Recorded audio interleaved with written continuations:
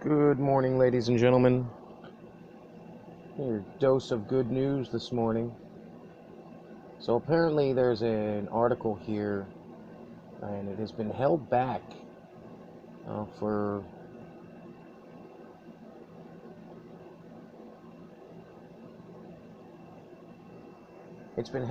almost 7 months. Apparently, this was just put out on the 1st, but we're just seeing it. It's by Timothy Charles Holmseth. I guess he's a journalist. He helped take down the Jeffrey Epstein thing. This is a report from October 14th, 2019. On the 14th of October 2019, the Pentagon Pedophile Task Force reported 2,100 children were rescued by Marines from underground bases in California. For a decade, a little over a decade, people have been reporting tunnels being drilled, things being done underground, earthquakes where they've never happened before. So all you folks that were out there saying this stuff doesn't happen, they wouldn't do that, why would they do that? You need to think on the level they are on, and the level they are on is extremely evil and dark, and you folks don't want to see it, you don't want to hear it. I feel bad for you, but here's the facts. So the children rescued during the night raids conducted by U.S. Marines using night vision, 5 different locations in California. The military had PG&E, which is Pacific Gas and Electric, cut the power in advance. The children were held in hell-on-earth conditions of biblical proportions. Timothy's source here says, who we referred to as the Pentagon One, referenced movies such as The Matrix, Back to the Future, and The Wizard of Oz, to describe the insanity. There were arrests, and children were taken to various medical centers and psychiatric facilities. I'm almost going to guarantee the majority probably came from CPS, said Pentagon One. Children's ages are anywhere from 3 to 17, Pentagon One said.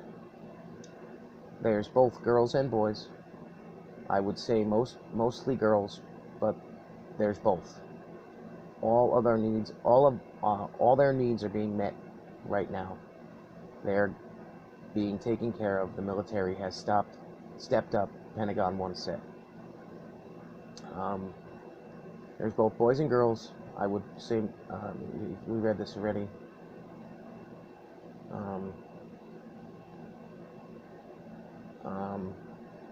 Not all of these kids are making it. They're all in base hospitals.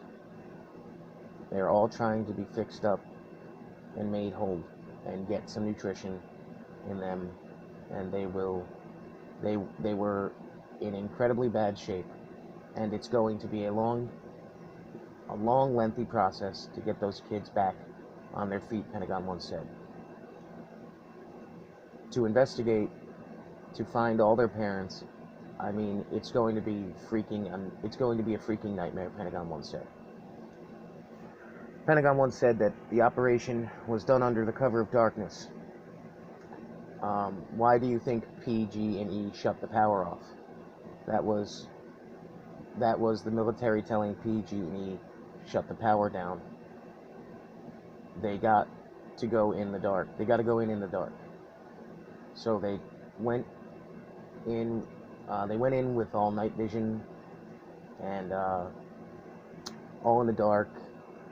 They did this stuff in the middle of the night, Pentagon One said, and they blew. All those underground fires was because those military boys were pissed. They just blew it. There was tremendous amount of emotion there, Pentagon One said. On another note, the Trump wall, a lot of the children are not from the U.S. A lot of them Spanish children. Mexico, Guatemala, South America, you know, who knows who their freaking parents are.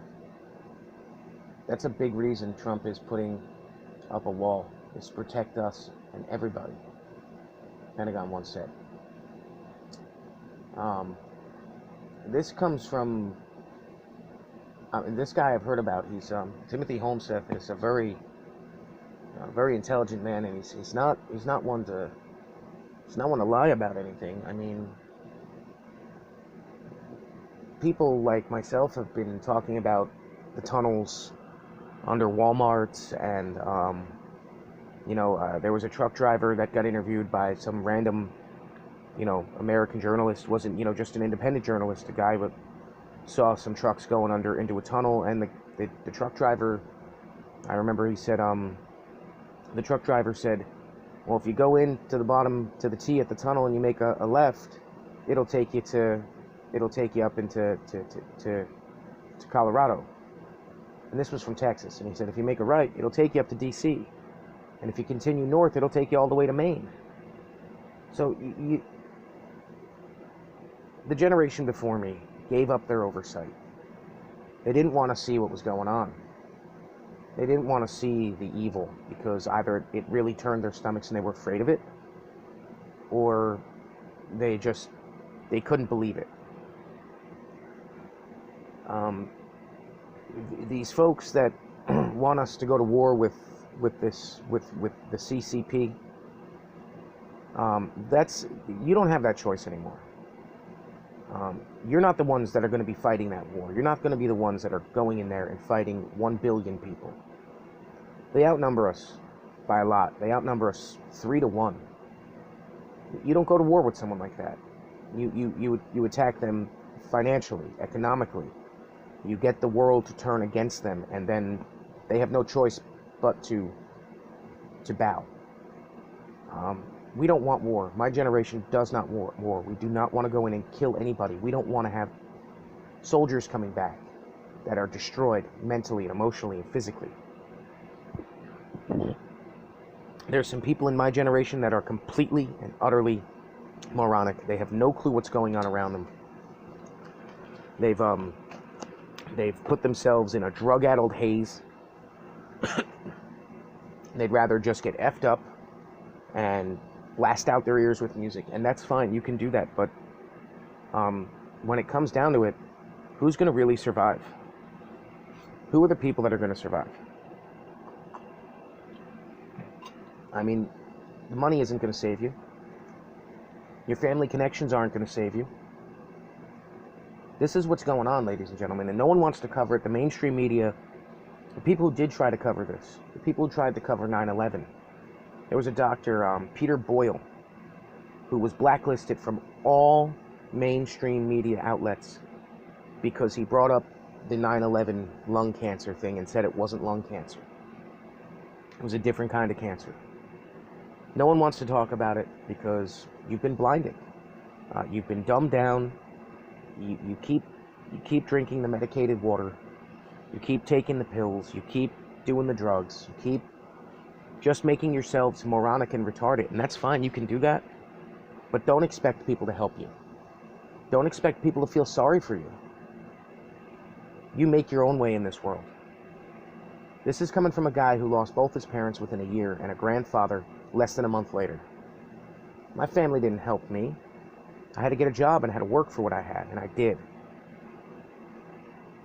A lot of these folks don't know what that's like, and they never will. If I see anything else today, ladies and gentlemen, I'll let you know. But I saw this, someone else was reporting on it, and I had to get it out on my channel. God bless.